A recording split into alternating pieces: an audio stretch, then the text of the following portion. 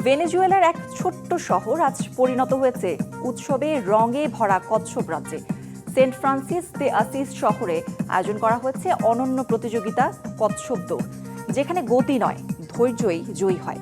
কচ্ছপদের রঙিন পিঠে লেখা হলো আনন্দ, ঐতিহ্য আর ভালোবাসার গল্প। কচ্ছপের এই রঙিন দৌড় মুগ্ধ করেছে শিশু থেকে শুরু করে সবাইকে। এবারে উৎসবে অংশগ্রহণ করেছে ৮০টি কচ্ছপ। কচ্ছপ আর খরগোশের দৌড়ের গল্পটা নিশ্চয়ই সবাই জানেন। ধীর স্থির কচ্ছপ কিন্তু দুরন্ত ছটফটে খরগোশটাকে শেষ পর্যন্ত হারিয়ে দিয়েছিল। সেই দৃশ্যেরই কাছাকাছি দৃশ্যায়ন হলো ভেনেজুয়েলায়। যদিও সেখানে খরগোশ ছিল না, ছিল শুধু কচ্ছপ আর ছিল ধৈর্যের বারতা। রোদেলা দুপুরে গির্জার সামনে জমেছে ছোট বড় সবার ভিড়, আর মাঝখানে রঙিন কচ্ছপদের সারি। শুরু হলো বছরের সবচেয়ে মিষ্টি দৌড় প্রতিযোগিতা। কেউ গতি মাপে গাড়িতে, কেউ মাপে কচ্ছপের ধৈর্যে। সান ফ্রান্সিসকো দে আসিসে এবার তারই প্রমাণ।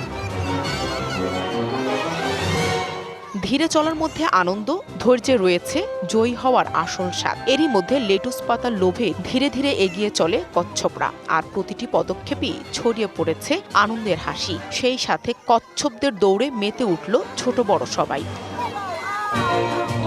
সেন্ট ফ্রান্সিস অফ আসিসের উৎসব উপলক্ষে আয়োজিত এই প্রতিযোগিতায় অংশ নেয় ৮০টি রঙিন ও সাজানো কচ্ছপ, যা সাম্প্রতিক বছরগুলোর মধ্যে সবচেয়ে বড় আয়োজন বলে জানিয়েছে আয়োজকরা। এটি আমাদের ঐতিহ্যের অংশ। আমরা এটি আমাদের হৃদয়ে ধারণ করি এবং আমরা এটি উৎসাহের সাথে উদযাপন করি। এবারে চ্যাম্পিয়ন কচ্ছপ রোবের্তো, বয়স ২০ বছর। মালিক ভিক্টর মার্টিনেজ। এটাই ছিল তার প্রথম দৌড়, আর তাতেই প্রথম স্থান।